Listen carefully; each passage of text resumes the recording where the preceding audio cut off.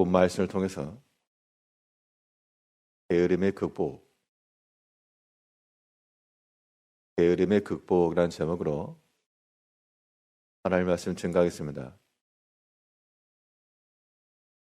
어떤 한 분야에 탁월한 업적을 남긴 그런 사람들의 이야기를 기록한 책을 가리켜서 위인전 그렇게 말합니다.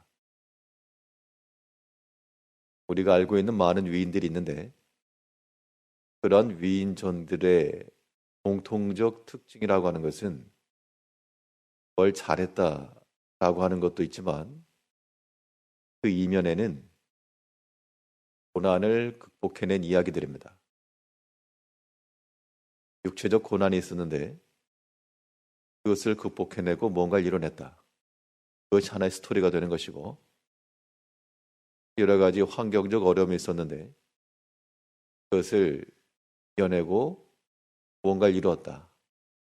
그 스토리가 우리에게 귀감이 되는 겁니다. 모든 사람들에게는 게으름이라고 하는 것이 마치 태어날 때부터 있는 그러한 방해와도 같아서 그런 면들이 다 있다는 겁니다. 우리 신앙인들에게도 마찬가지로 성경에서는 게으르지 말고 부지런함으로 주를 섬겨라 라고 했는데 사람마다 이러한 게으름의 요소들이 있어서 주의 일을 이룸에 있어서의 큰 지장이 된다는 겁니다.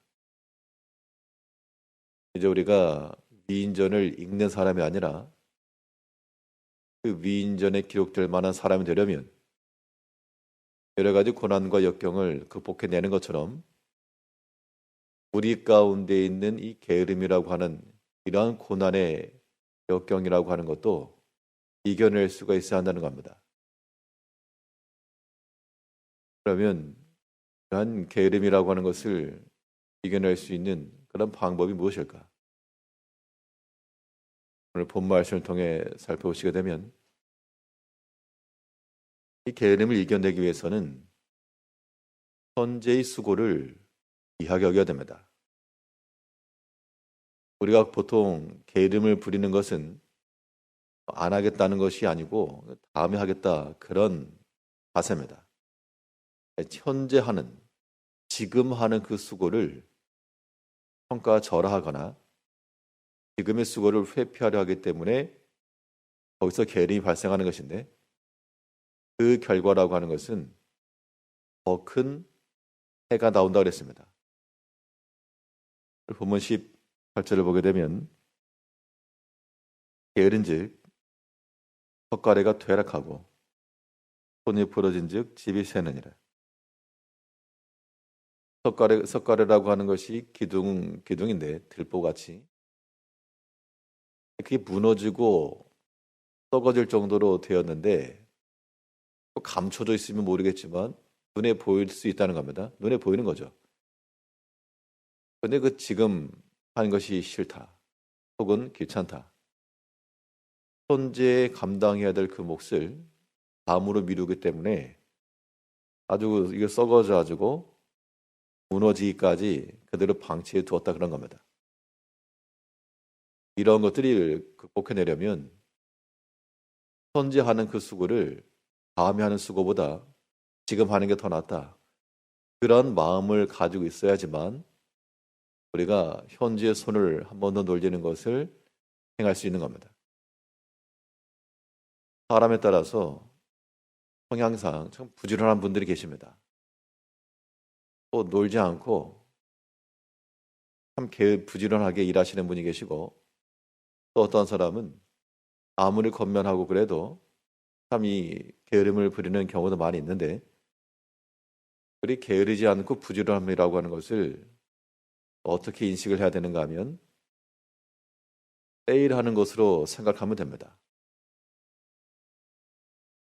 어디 오픈하는 데가 있는데 10%를 세일한다. 내가 평상시 사고 싶은 게 있었는데 10%를 세일한다. 그러면 그걸 가겠습니까? 안 가겠습니까? 당연히 가죠. 10%나 싸게 해주는데 조금 더 먼 곳에 10%를 싸게 준다. 그래도 갑니다. 20%를 싸게 주는데 더 가죠. 조금 더 뭔데 50% 세일한다. 조건 가죠. 현재수고라고 하는 것은 큰 폭의 할인율, 세일과도 같아서 그거 놓치면 손해다라고 하는 생각을 가질 때 뭐로도 가는 겁니다. 길게 줄을 서더라도 기다리는 겁니다. 그래서 우리가 우리 개개인적인 그런 생활뿐만 아니라 우리 또한 신앙인들로서 또 하나님께서 맡기신 이 주의를 이루는 일꾼들로서 우리가 현재 감당할 현재의 몫이 있습니다. 그래서 자꾸 우리 마음속에서는 미루어라. 다음에 한다 그래라. 지금 바쁘다 그래라.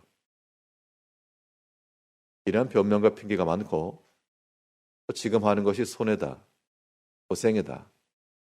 이런 마음이 들기 때문에 손가락가 퇴락해서 썩어져 가는 것을 보고도 그냥 둔다는 것인데 한 번 더 생각해 보는 거죠. 아, 저걸 그냥 놔뒀다가 무너지면 어떻게 할까? 무너지면 더 큰 힘이 들고 더 큰 손해이기 때문에 아, 지금 하는 게 더 낫다. 이러한 극히 현실적이고 이러한 경제성이 있는 그런 관점을 가질 때라야 우리가 현재 수고하는 겁니다. 왜 그럼 현재 수고를 귀하게 여기고 회피하지 말아야 되는가? 경험적으로 다 아시겠지만 현재 수고를 감당하지 않는 자들은 시간이 지나서 더 큰 어려움이 봉착하는 겁니다. 쉽게 할 수 있는 것을 더 어렵게 할 수 있다는 얘기죠. 18절 다시 보시면 게으른즉 석가래가 퇴락하고 손이 부러진즉 집이 새느니라. 불이 새기 전에 손을 좀 쓸 수 있을 때 그때 썼으면 큰 해는 당하지 않았을 것인데 나중에는 손 쓸 수 없는 지경까지 이르게 된다. 그건 다 현재 수고가 없기 때문에 그렇습니다. 일이라고 하는 것도 어차피 하는 것은 하는 거지만 나중에 마감이 임박하여서 아주 긴박하게 하는 그런 경우 일의 결과만 놓고 보면 똑같이 하는 것이지만 과정이나 모든 결말을 놓고 보면 실수가 있을 수가 많고 또 놓치는 것이 분명히 있게 된다는 겁니다. 우리가 우리 모든 개개인의 면에 있어서 우리가 다 이 게으름이라고 하는 것이 있지만 현재적 수고라고 하는 것 이거 참 귀하게 여기고 우리가 아침마다 주 앞에 깨어서 이 주의 단을 싼다라고 하는 것도 수고하는 거죠. 많은 사람들이 현재의 기회를 놓치고 다음을 기약하지만 다음 버스는 안 오는 겁니다. 하나님께서 오늘 주신 현재의 수고라고 하는 것 이것이 하나님 나라에 쌓이는 귀한 상급인 줄 알고 오늘도 우리가 주 앞에서 수고하고 또한 섬김의 자리가 있을 때 그것이 싫다고 뒤로 물러설 것이 아니라 하나님께서 우리에게 오늘도 좋은 일당을 하나 주셨다. 적은 수고를 했는데 오늘도 하루 몫의 일당을 주신다. 그런 귀한 마음을 가지고 감사하는 마음을 가지고 토요일에 수고해야 되겠습니다. 이런 게으름이라고 하는 것을 우리가 극복해내려면 내 손으로 감당할 수 있다는 것을 귀하게 여기고 감사해야 됩니다. 오늘 본문을 보게 되면 게으른 자는 젓가락이 썩어가는 것 그것을 보고도 가만히 있다 그랬는데 보통은 게을러가지고 썩어져 가는 것이 좋아서 가만히 있는 게 아니라 어떻게 해야 될지 몰라서 못하는 경우도 있습니다. 그게 썩어져가는 눈에 보이는데 그러면 안 되는데 어떻게 되는지 몰라서 못하는 경우도 있죠.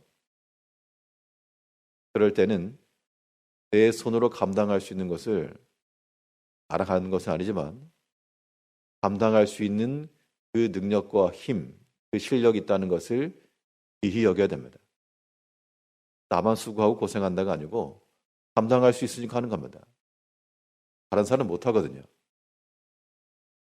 일을 하는 걸 봐도 일을 지혜롭게 잘하시는 분들이 계십니다. 그런 걸 보게 되면 저 사람이 수고한다 그런 것도 있지만 내가 감당할 수 없기 때문에 자기 능력이 안 되기 때문에 못하는 거죠. 그게 반대로 뒤집어 가지고 하나님께서 내게 어떠한 일을 맡기시고 감당케 하셨다. 또 이것이 내가 할 수 있다. 그러면 그것이 우리에게 때로는 당연히 수고가 요구되죠. 그럴지라도 못해서 회락하는 것을 지켜보는 것보다는 손을 써서 감당할 수 있는 것을 더 귀한 것을 여겨야 됩니다. 그러면 우리가 감당치 못할 게 없는 겁니다. 하나님께서 우리에게 맡기신 일 마찬가지입니다. 우리가 얼마든지 핑계할 수가 있고 얼마든지 뒤로 뺄 수가 있고 사람이 일이라고 하는 게 그렇죠.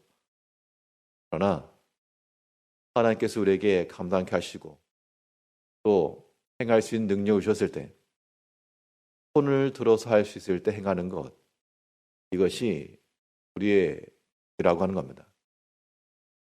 이제 우리가 육신에 속한 일도 감당할 수 있음을 귀하게 여기시고 또 우리가 주일에 대해서도 하나님께서 감당할 수 있는 건강 주시고 또 시간도 주시고 재능 주신 것, 이거 큰 은사로 알고 이 은사가 사장되지 않도록 그 앞에서 충성을 다하여 우리 모든 게으름을 다 물리치고 하나님 나라에 기록되는 참 좋은 일꾼으로 그런 위인과도 같은 그런 모습으로 쓰임받기까지 주일에 수고하는 흥돈 성도님들 되시길 바라겠습니다.